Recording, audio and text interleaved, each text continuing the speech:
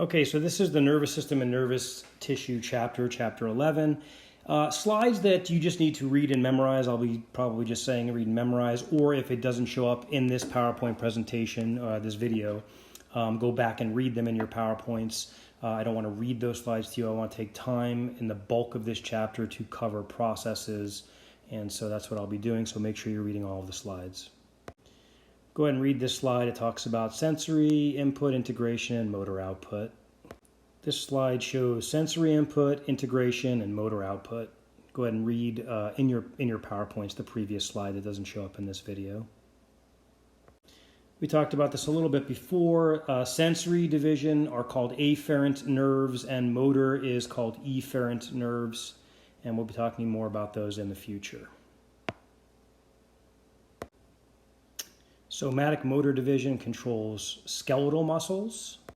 Autonomic is going to be going to things like smooth muscle, cardiac muscle, and glands, and we're going to be going to depth in chapter 14 on the sympathetic and parasympathetic nervous systems. Now, we've seen neurons a little bit because we talked about the axon terminals and things like that, and these are the cells that transmit nerve impulses. However, we have a number of other neuroglia, these supportive cells, and let's go through each one in a basic, the basics about each. Astrocytes are the most abundant, and they're going to do a number of things like support and brace neurons, help with capillary permeability, guide migration of younger neurons, control chemical environment, and even participate in information processing for the brain. So these are helper cells, essentially, for your neurons and a number of functions. Microglia are going to be the macrophages of the central nervous system. They're going to phagocytize microorganisms, and we learned a little bit about macrophages earlier in the semester.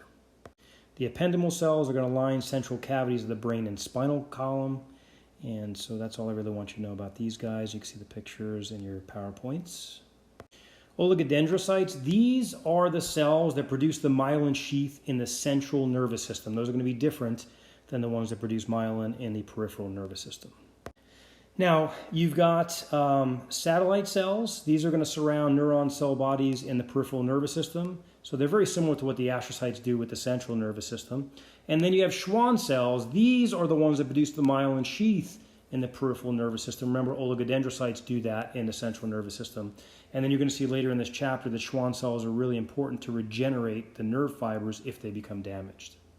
We'll see a bit more about this later, but I wanted you to see the myelin sheath produced by the Schwann cells in the peripheral nervous system surrounding the axon. Now let's look at some attributes of a neuron. So they're very long-lived, 100 years or more. They're amitotic. A means without. This means they do not undergo mitosis, right? That's why they live so long. They're highly metabolic, and we've talked probably before about how they're very picky. They need a certain amount of oxygen. They are specific to use glucose. And so those are some of the characteristics. And we know that the neurons are also important to generate that nerve impulse, that action potential that we mentioned in the muscle chapter. And we're going to be talking about how we generate that action potential within the actual neuron in this chapter. This slide gives you a number of components that are found within the cell body or the soma of the neuron. The Nissl bodies, which are the chromophilic substance.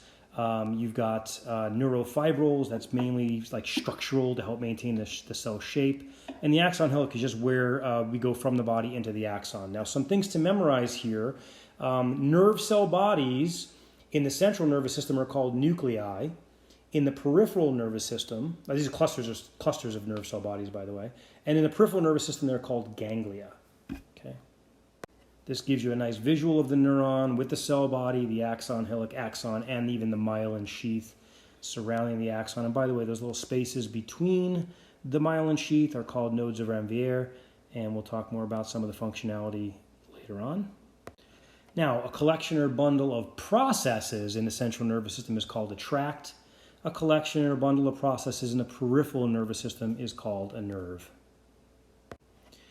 Now, dendrites are the receptive input into the neuron, whereas the axons we're going to see are the output. So the axons are the output, right, of the neuron. We're sending the nerve impulse down the axon. We saw that it would go into those axon terminals, release the neurotransmitters at the muscle. It's the acetylcholine that we're releasing. And so, generating and transmitting this nerve impulse is the function of those axons, those long singular processes. So what's the function of the myelin sheath? Well, number one is to protect and insulate the axon, and number two, it actually increases the speed of nerve impulse transmission. So myelinated neurons are actually going to be faster, the nerve impulse is going to be faster than unmyelinated.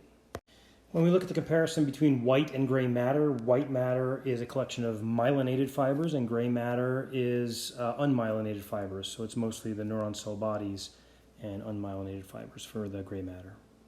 We have three classifications of neurons. Multipolar, remember we talked about the giant multipolar neuron in lab? So there's one axon with a number of dendrites. This is going to be the most abundant type of neuron. It's about 99% of all your neurons. There are neurons called bipolar neurons where there's one axon and one dendrite. These are pretty rare. Retina is an example of, the retinal neurons are an example of this bipolar neuron. And then we have unipolar, which is also called pseudo-unipolar. It's a single short process that has two branches to it. So the peripheral process is the receptive process, and the central process is the branch entering the actual central nervous system. An example of this one, this unipolar, would be dorsal root ganglion. We'll go ahead and look at a picture here too.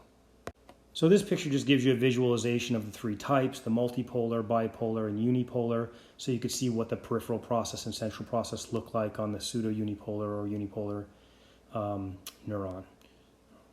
So the three types of neurons we have are the sensory, which are the afferent I mentioned on the slide earlier in this chapter here.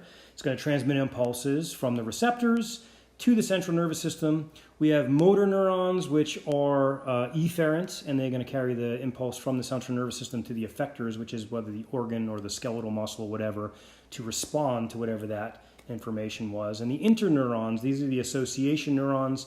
They're going to shuttle signals through the central nervous system, and so they're within the central nervous system. Now remember, neurons are going to generate an action potential, which we saw in the muscle, but in the neuron, it's called a nerve impulse. And then as it comes down, remember the axon terminal, it's going to open those calcium gates. And so we're going to see how we generate the nerve impulse. It's going to be a lot of similarities now to what we looked at in the muscle chapter with the sodium-potassium gates, and we'll look at that. And this is the impulse is always the same regardless of stimulus, which means you either have a nerve impulse or you don't, right? It's all or none. Just like a muscle fiber will contract all or none if there's an action potential, right? So action potential is always all or none. You either have it or you don't. So if you hit threshold, then you generate the impulse. If you don't, then you do not. This is a reminder that charges like to move to the opposite, or opposite charges attract, right? So anions, which are negative, like to move to a positive side, and cations, which are positive, like to move to a negative side. Now, leakage channels, we mentioned way back in the beginning of the semester, we're talking about different protein channels, and these are non-gated channels, which means they're always open. So we've got leakage channels. Then we have gated channels, and we have chemically gated channels, which we've seen, right? Because we saw the acetylcholine opening up some gates when it crossed the synaptic cleft in the muscle on the motor end plate. Voltage gated channels, we saw that in a number of places, right? On the sarcolemma, as well as at the axon terminals. And so those voltage gates basically open by electrical charge. And then we have mechanically gated channels that open and close in response to physical deformation of their actual receptors. This just gives you a nice visual of a chemical gated channel and a voltage gated channel, right? So the voltage is opening the gate of the one on the two on the right side, right? The voltage opens that gate, and then the chemical gate is bound to a chemical, and then that opens the gate. So we've already seen these in the muscle chapter, but this just gives you some good review because we're going to see the same thing with the nerves. Now, we know that opposite charges attract. We also know that we move down our concentration gradient, and so that's what this is talking about when we say electrochemical gradient. We know that these ions are going to move from high to low. So sodium goes from high sodium to low sodium, right, down its concentration gradient. It also goes to the negative charge side. And so that's what we're talking about with the chemical gradient plus the electrical gradient. Again, very similar to what we saw with the muscle chapter. Now, the inside of the neuron, so the resting membrane potential, is going to be negative 70 millivolts. Now, this is a good test question, by the way. Make sure we memorize this. So that's going to be our starting point. And remember, when we depolarize, which we're going to do here, we become less negative. So your starting point is negative 70, and it's become less negative from that point. Now we're going to be talking about graded potentials, which are going to be short distance signals, which can summate to generate action potentials, but they may not. And then action potentials, which are the long distance signals. They're going to travel down the entire axon. Again, it's an all or none when we talk about action potentials. And an action potential in a neuron is called the nerve impulse. So if we remember, depolarization is becoming less negative, right? So again, if our resting membrane potential is negative 70 millivolts in a neuron, we're becoming less negative. So we're moving down to negative 65, negative 60, and continuing in that direction. Hyperpolarization is if we're going the opposite direction. So if my resting membrane potential is negative 70 millivolts, when I hyperpolarize, I'm actually becoming more negative. So negative 75, negative 80, that's moving in a direction of hyperpolarization. It says here, reduces the probability of producing a nerve impulse. Well, that makes sense because we have to depolarize a nerve to get to the action potential / nerve impulse. And we're going to see that negative 55 to negative 50 is the threshold we need to hit in the neuron. And so if we move to more negative, so we're at like, let's say negative 100, right, instead of negative 70, then it's less likely to produce a nerve impulse because it has to travel that much further. Now we're going to build on this concept, but graded potentials are small changes in the membrane potential. So we depolarize, that means we're becoming less negative, or hyperpolarize means we're becoming more negative. So it can go either direction, and we're going to see, that we have these potentials that we can generate that'll either be positive potentials or negative potentials, in a sense that we're going to move towards depolarization or hyperpolarize, which means we move away from depolarization. And we'll get into more detail on that later. So when we're talking about these graded potentials, we're going to have a couple of attributes we want to memorize about it, okay? Gated ion channels are going to open, right? It's going to change the potential depending on which direction and depending on what ions are moving through that gate, okay? Don't worry so much about this example here. We'll talk more about these postsynaptic potentials later in this chapter. But with a graded potential, the magnitude is going to be graded, or it's going to vary, the magnitude. Remember, action potential, it's all or none, so it's just one set, magnitude. So what's going to happen with a graded potential, and if you see like my little drawing, it's going to decrease in magnitude with distance as the ions flow and diffuse through those leakage channels. So again, that's why it keeps calling these graded potentials short distance signals. And what we're going to have to do if we want to reach action potential is we're going to have to summate graded potentials. Now we know action potentials are all or none, right? So, and we know they're also called a nerve impulse. Now it says it does not decrease in magnitude. That's what I meant. It's going to be a constant magnitude, right? We either generate it or we do not, and it travels down the entire axon at that point. So it's a long distance signal, right? So we've seen it in muscle cells already, and now we're going to be looking at it in the actual axons of these neurons. Now when you look up at the top here, it says a brief reversal of membrane potential with a total amplitude of about 100 millivolts. Now, why does it say that? Well, our resting membrane potential is negative 70 millivolts. We are going to depolarize. Now, the threshold you'll see on a different slide is negative 50 to negative 55. I usually on a test will just say negative 55. Or I could give the range, but I usually just say negative 55 to keep it simple. And when it hits about that point, it generates the action potential that's going to continue to depolarize until the membrane potential is about positive 30. And then we will repolarize and go in the opposite direction. So what it's saying is the change goes from negative 70 to positive 30. That's a 100 millivolt change. This image gives a nice example of starting at negative 70, right, going above 50, negative 55, that's the threshold. Once we do that, boom, we generate this nice spike in depolarization, which is moving that charge all the way to positive 30. And that, again, above that negative 55 is the action potential, okay? We know it's going to be all or none, right? And so then we're going to repolarize. You can see repolarization bringing it back down to the resting membrane potential, but it's actually going to overshoot, and it's called hyperpolarization, where it goes past, if you look at number 4 there, it goes past that negative 70, and I'll be talking about all of this on different slides, but this gives you a visual of what's going to be happening with the membrane potential throughout these different processes. All right, now we're getting into the meat and potatoes of this physiology portion of this chapter. But this is going to be very similar to what you saw with the muscles, except we've got a little bit more detail we're showing in this chapter. And so in the resting state, we know that sodium mainly lives outside the cell and potassium mainly lives inside the cell, and those channels are closed at the resting state. And again, the negative 70 millivolts is what the resting membrane potential is. Now, these are positive ions, so as we move those, they're going to change, right, the voltage. All right. So you can see in this picture here that in the resting state, you can look at the gates, they're closed. I want to point something out to you. For sodium, you see it has an activation gate, and then it also has that little ball with the almost looks like a string on the end of it. That is representing the inactivation gate. Potassium has activation gates. It does not have the inactivation gate. Okay. All right. We'll talk about that again in coming slides.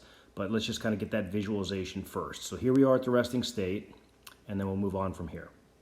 All right, so on this slide, you can see that we have these voltage gates, as we saw on the last slide for sodium and potassium, and we're going to get a depolarization. Depolarization, we learned, was becoming less negative, right? So this is a voltage gate for sodium. So a local current, okay, is going to, or depolarization is going to open this voltage gate. And so when sodium gates open, what happens? Sodium goes from high to low, outside to inside, which means it's making the inside more positive or less negative, right? Which is what depolarization is. We're moving positive ions to the inside, which is negative 70, and the more positives we move in there, the less negative it becomes. So we start to go from negative 70 to negative 69, 68, and on from there, okay? So this is the depolarization phase. At this point also, just to mention, the potassium gates are closed.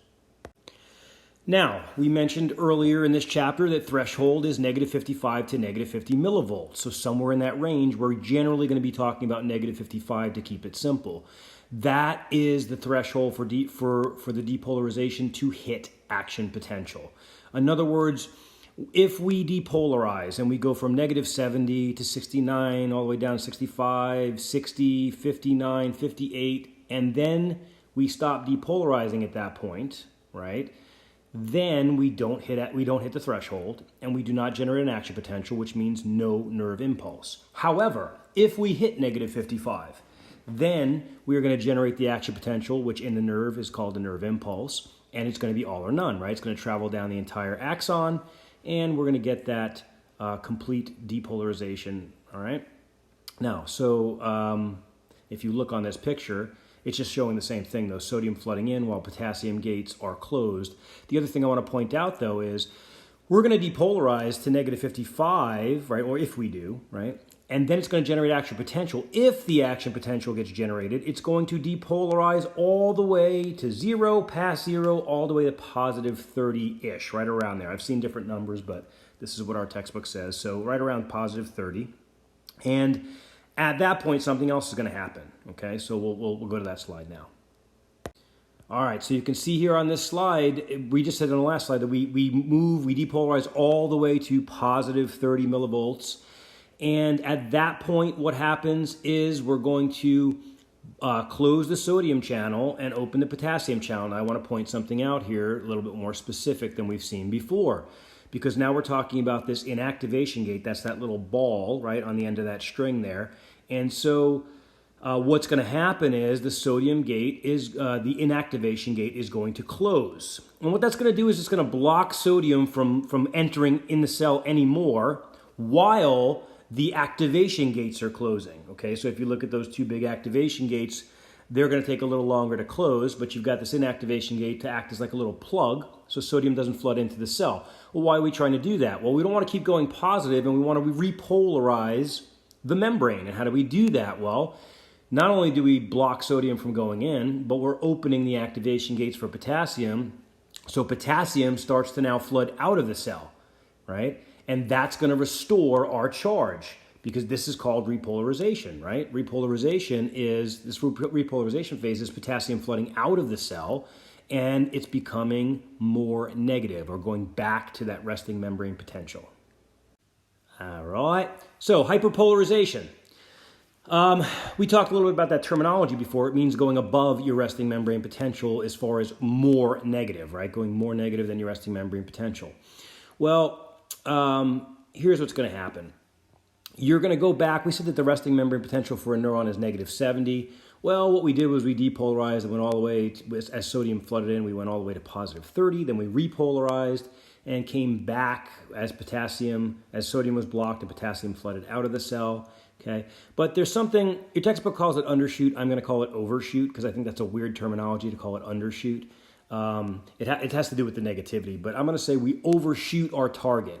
Our target is -70. That's what we want to get back to, but we're going to go past that, which is what? We said if we go past -70, right, and it becomes -75, -80, -90, that is a hyperpolarization, okay? Now, why does this happen? Well, look at potassium. It does not have any inactivation gate. So remember, those activation gates are slower than the activation gate. The inactivation gate, acts as a little plug. The activation gates are slow. They just, right, they're just closing, right, almost like a garage door coming down. You know, it doesn't happen immediately. So what's happening is when we hit -70, right, the potassium gates, you can see them starting to close in this picture here, but they're not closed yet. So what's happening? Potassium is still leaving the cell. And as that positive leaves the cell, we move past -70 to a hyperpolarized state. Okay? So hopefully that makes sense.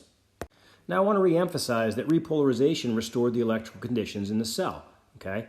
Again, we talked about in the last slide, we're going to hyperpolarize, but you know, we have those leakage channels, so we're going to get back to our resting membrane potential. So it's going to go past -70, but then it'll again eventually restore to -70 in your resting state. All right. But back to this slide. Repolarization is saying that we're restoring the electrical charge. We went from -70 all the way to a positive number, and now we're going back. The problem we still have is that the ions are in the wrong place, right? Or I shouldn't say wrong place, but they're not where they normally live. We had sodium go into the cell. We had potassium go out of the cell. So even though the electrical charge, right, the resting membrane potential, the charge is back to normal, the ions are not back to their normal distribution, okay? So now we need to use sodium-potassium pumps to restore the ionic concentrations, right? So to pump sodium against its concentration gradient and pump it back out of the cell, and then pumps potassium back into the cell. This slide is just reiterating that the threshold is about 15 to 20 millivolts away from your resting membrane potential. So it says the membrane is depolarized by 15 to 20. What does that mean? Well, we're going from -70 to about -55, which is 15, or -50. So we said -55 to -50. So that's why it's saying 15 to 20 millivolts, okay? And then as you do that, right, as you depolarize, the permeability for sodium increases, right?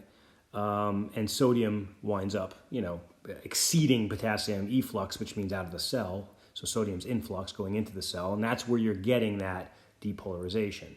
The positive feedback cycle happens at threshold, which means it's almost like this. Once we hit threshold, we're just going to open tons of sodium gates, right? So it's going to be this positive feedback cycle where we're opening more gates. As we depolarize, the more we depolarize, the more sodium gates we open until we hit that charge that closes the gate, which is somewhere around +30.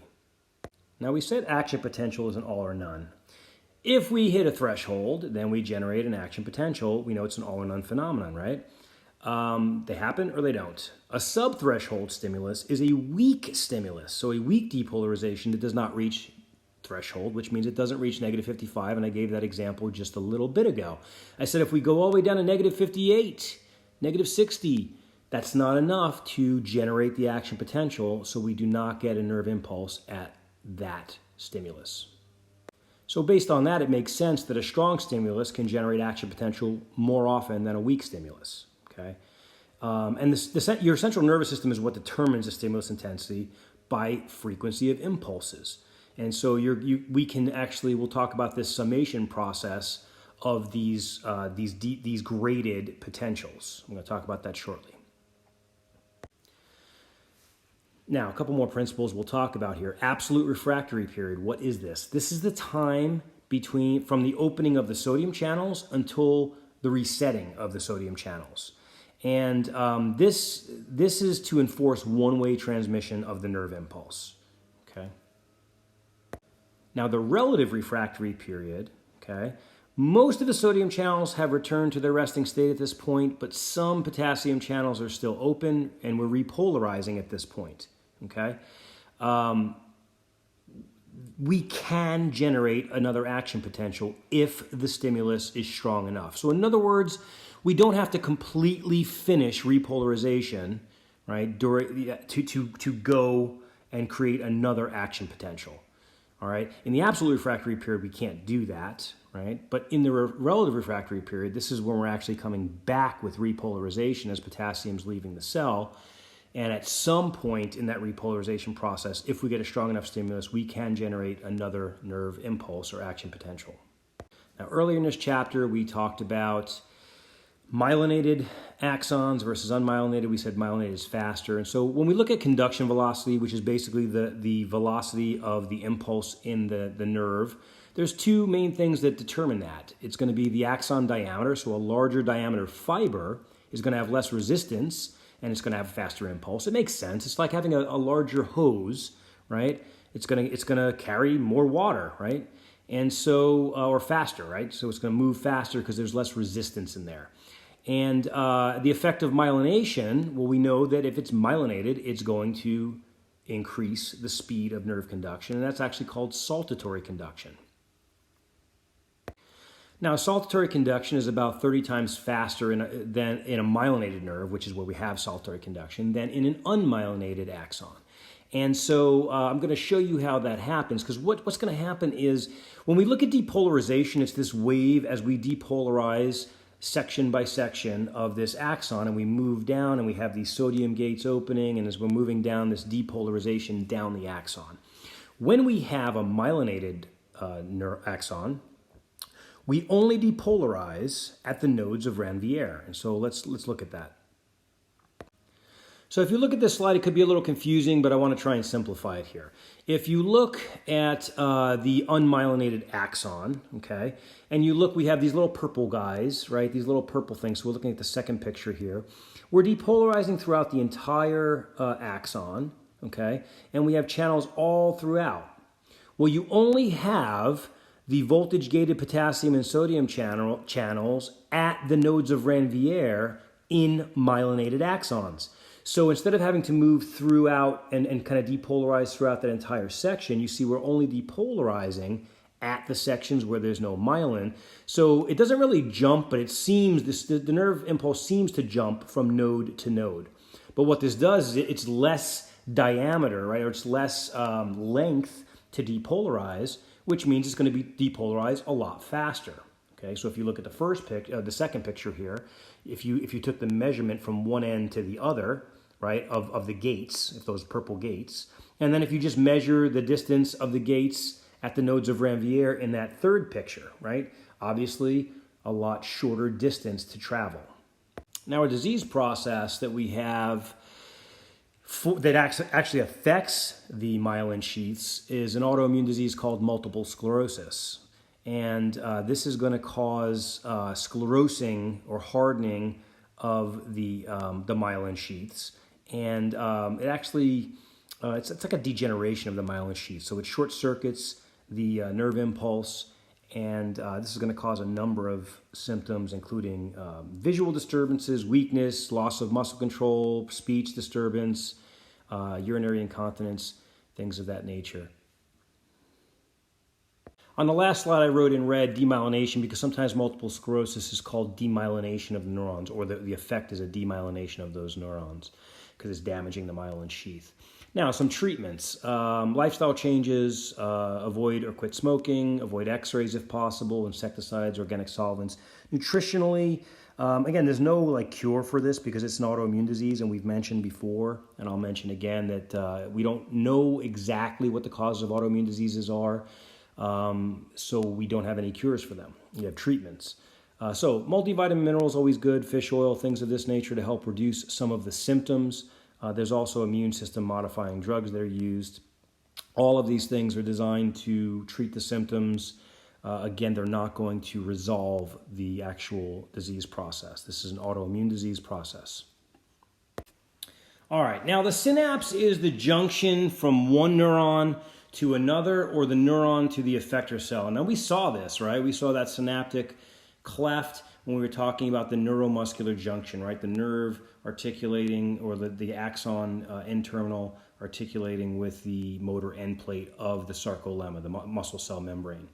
And so we have a presynaptic neuron that's going to conduct impulses to the synapse, and a postsynaptic neuron. So what is the difference here? Well, what we're saying is we can not only have that synapse from the neuron to the motor end plate, or maybe let's say it's the neuron to, let's say, a gland, which we haven't covered that yet. But it can be an axon to another, or a neuron to another neuron, right? So we've got a presynaptic neuron, that's the neuron before the actual junction point, the synapse, and a postsynaptic neuron, that's the one that it connects with, right, or articulates with. There are a number of different ways that you can have synapses. I won't cover the less common, although they're listed here and you can read those. But axodendritic and axosomatic are the most common, which means an axon from one neuron creates a synapse with a dendrite of another neuron, or an axon from one neuron creates a synapse with the body, or the soma, that's what the body is, of another neuron. And this, you can just see the visualization of the axosomatic and the axodendritic synapses. It's got the axoaxonic, but the two that we want to focus on are the two most common. Now, the synaptic cleft, which we're going to see a picture of in just a little bit here, it's where we have this transmission, right, from one axon or one neuron to another. And this is a chemical event, just like we saw with the muscle, right? This is not an electrical event, which we've seen for some of the things that are going on here, like depolarization and repolarization, opening voltage gates. This one has to do with neurotransmitters. So remember when we did the neuromuscular junction, we had acetylcholine released into the synaptic cleft, and it bound to the receptors on the motor end plate. That's a chemical event, right? And those are actually chemically gated channels that open up, okay? Same thing we're going to have here. There's going to be a chemical event as well. And this is going to be the rate-limiting step in the nerve impulse as well. So we see the picture here. This should remind you of what you've seen before in the muscle chapter. Look at the end axon terminal there, right? Look what else has happened. As the impulse is coming down, look at number 2 there. We're opening voltage gates at the axon terminal for calcium. Calcium floods in. What does that do? It causes a release of a neurotransmitter. The neurotransmitter goes into that synaptic cleft, crosses the synaptic cleft, and binds to receptors on its target, which in this case is not a motor end plate. In this case, it's actually another neuron, right? The postsynaptic neuron. And so, but a very similar event that we see happening. You see those little green guys, those neurotransmitters, they bind to those purple receptors on the postsynaptic neuron. And what are they going to do? They're going to open ion channels. And those ion channels are going to generate those local polarizations that we've seen before. And we'll talk more about this. And then, of course, once we're done, we take the neurotransmitter and we get rid of it, right? So that we don't keep having that stimulus. This just shows a close-up of binding of the neurotransmitter and opening of the ion channels. And when I talked about local potentials in the muscle, it's very similar to what we're talking about here. These are graded potentials. And so it's going to generate a graded potential, which we said are short distance potentials. And what I'm going to tell you now, and you'll see again in the notes here, is that not one graded potential will not reach threshold. So we're going to need to summate graded potentials in order to get to threshold. This shows a close-up of getting rid of the neurotransmitter and then allowing the gate to close. Now, how do we get rid of neurotransmitters? We saw that in the muscle we had acetylcholinesterase, which was an enzyme that got rid of acetylcholine. We can also reuptake the acetylcholine. So same thing here. We have degradation by enzymes. We have reuptake. So there's these astrocytes. Remember those helper cells? They can reuptake, or the actual axon terminal can reuptake the neurotransmitter. And then we can also diffuse it away from the synaptic cleft. So these are ways that we're stopping the effects of the neurotransmitter. So it happens very fast, within just a few milliseconds. Now, this is what I was talking about with the rate-limiting step. Synaptic delay is essentially the time it takes for the neurotransmitter to cross the synaptic cleft and bind to the receptor. And it takes about 0.3 to 5 milliseconds. But this is the longest part of the nerve impulse because it moves really, really fast. And then the chemical event is the slower portion, right? So this is the rate limiting step during or of the neural transmission. Now, we've mentioned a number of things about graded potentials earlier in this chapter. Okay, the strength of a graded potential is going to be determined by a couple of things. The amount of neurotransmitter that you release, right? The more neurotransmitter you release, the more binding on receptors you have, the more gates you open, and the more effect you're going to have, right? Also, the amount of time that the neurotransmitter is in the area. So the more you have and the longer it's there is going to affect the strength of that graded potential. Now, we have two types of these postsynaptic potentials. Now, postsynaptic potentials are graded potentials, okay? And we have an excitatory postsynaptic potential, EPSP, and an IPSP, which is an inhibitory postsynaptic potential. And so we'll talk a little bit more about those. So we're going to talk a bunch about this, but we've got on this slide, you can see the short distance potential, the graded potential within the body of the axon, and maybe into the axon hillock. And then from the axon hillock to throughout the axon is the long distance, that's the action potential, okay? So to kind of review what we talked about before, if we're comparing graded potentials to action potentials, well, the graded potential varies in amplitude, whereas the action potential is an all or none. It's the same either way. You either have it or you don't. For the stimulus opening the channels, for the graded potential, it's going to be a chemical event that we were just showing in that pre- and postsynaptic neuron. And for the action potential, it's a voltage event, right? We saw the depolarization is going to open voltage gates for sodium and continue depolarizing until we get all the way down to that positive 30 millivolts. There's no positive feedback cycle in a graded potential, so it goes up and then it goes down. And so we may need to summate them. I'm going to talk about this summation in a little bit. But in action potential, there is that positive feedback, right? It perpetuates throughout the entire axon, okay? So like I said, we open sodium gates. Once we hit the threshold, we generate action potential, and that just keeps going, right? More and more sodium gates open, and more sodium floods into the cell until we reach that positive 30 millivolts and need to repolarize. All right, repolarization for graded potential. It occurs when there's no stimulus is longer present. It just repolarizes. And with the action potential, it has to do with the gates, right? We close the sodium gates, we open the potassium gates. That's going to cause repolarization with the action potential. So this is just comparing the two different types of potentials so that we can better understand them. Now, I know I have this on the slide coming up as well. It doesn't hurt to cover it twice, but I really like it on this picture here, and I want to talk about this. We need to summate graded potentials in order to get to action potential. As I mentioned earlier, one graded potential will not cause an action potential. It is not big enough. Okay, so I drew a little graph here, a little rudimentary graph. And so we're going to need to get to that threshold.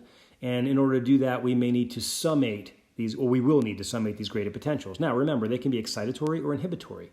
And so if we're going to get to action potential, we're going to have to summate excitatory postsynaptic potentials. We're going to have enough to reach that threshold stimulus, okay? If there's an inhibitory and an excitatory, they can cancel each other out. And so, and I'll be talking about that. I'll try and draw that on a different slide. Now, let's look at this summation process. We can have summation two different ways. We can have temporal summation. Remember, temporal, we think time. And we can have spatial summation. And so when you look at temporal summation, this is increasing the frequency of the stimuli. So we've got, if you look at that first picture, right, when we're talking about summation, you look at the first picture, you see one axon terminal, and then you see the four arrows. It's basically saying, boom, boom, boom, boom, we're firing with more frequency. That stimulus is coming down really, really fast, and we're generating graded potentials that before the first graded potential goes away, another stimulus comes in. And so we're actually summating those graded potentials. Similar to what we did with the muscle, the force of contraction, if we increase the stimulus, right, we started to recruit more and more muscle fibers that increase the force of contraction. In this case, we're increasing the amplitude of the graded potential by summating them so that we can get to that negative 55 threshold. In the second picture, where it says spatial, stimuli from multiple sources, you can see three different axon terminals.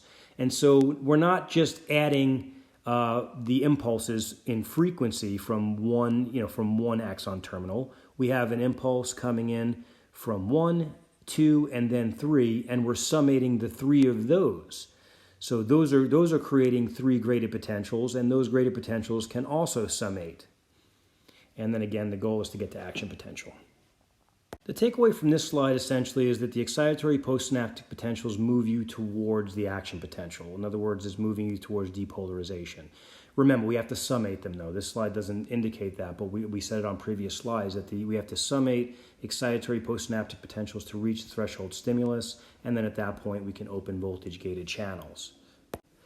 The inhibitory postsynaptic potential, however, moves you in the opposite direction. It actually hyperpolarizes. It makes you more negative, right? It makes the membrane more negative, and it moves you away from the threshold stimulus, which is that negative 55, because you're becoming more negative, so you're moving past negative 70 and more negative than that, so it's pulling you further away from generating an action potential. All right, so this slide is showing you that we can summate the excitatory postsynaptic potentials to reach the threshold, negative 55, but we can also summate inhibitory postsynaptic potentials with the excitatory, and they cancel each other out. And so you can see it's not going to reach the negative 55, right? Because those move the charge in opposite direction. This we go back to the image that we had before, right? Temporal summation is one or more presynaptic neurons transmitting impulses in rapid fire. Spatial summation is the postsynaptic neuron is stimulated by a large number of terminals that are summating. And so we go back to the picture to get that visualization. So there are 50 or more neurotransmitters that we've identified, and the first one we identified was acetylcholine. We've seen this before, right? We saw it in the muscle chapter. It's at the neuromuscular junction, but it's also in autonomic nervous system neurons as well, and it's degraded by acetylcholine esterase. So we've seen all that already. I'm going to run quickly through these. I don't want you to spend too much time memorizing these, but we'll know a few things. Catecholamines, I want you to remember that dopamine, norepinephrine, and epinephrine are catecholamines. They are classified under a category called biogenic amines. Also, indolamines are serotonin and histamine. And these play a role in emotional behaviors, and I have that underlined for you. There are amino acid neurotransmitters like GABA, which is gamma aminobutyric acid, glycine, aspartate, and glutamate. Peptides or neuropeptides that act as neurotransmitters. You have substance P that acts for pain, and that helps you remember, right? P for pain. Endorphins, which are actually natural painkillers, so they act as natural opiates reducing pain. And then you've got some other gut peptides like cholecystokinin and somatostatin. A category of neurotransmitters called purines. An example would be ATP. I won't hold you responsible for the bullet points on this, just knowing that ATP is a purine that acts as a neurotransmitter. Gases and lipids that act as neurotransmitters, you have nitric oxide and then also carbon monoxide. Now here we want to memorize some detailed stuff here. So as far as neurotransmitter effects, they can be excitatory or they can be inhibitory, right? So excitatory means it causes depolarization. Inhibitory means it causes hyperpolarization, right? It goes away from the threshold stimulus, which would keep it from actually generating a nerve impulse. And so we have, now the effects we saw before, when we look at the muscle, we were just looking at excitatory, right? Because at the neuromuscular junction, acetylcholine is always excitatory, right? It gets released, it opens up the channels, it generates that local potential in the muscle at the motor end plate. So, but acetylcholine at the heart of the cardiac muscle is actually inhibitory. So go ahead and memorize those. In addition to that, GABA and glycine are usually inhibitory, whereas glutamate is usually excitatory. I want you to memorize all of those. And what determines whether they're excitatory or inhibitory?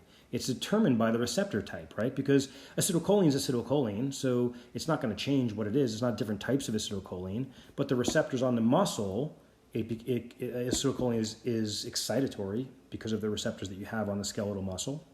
In the cardiac muscle, the different types of receptors, it causes the acetylcholine to be inhibitory.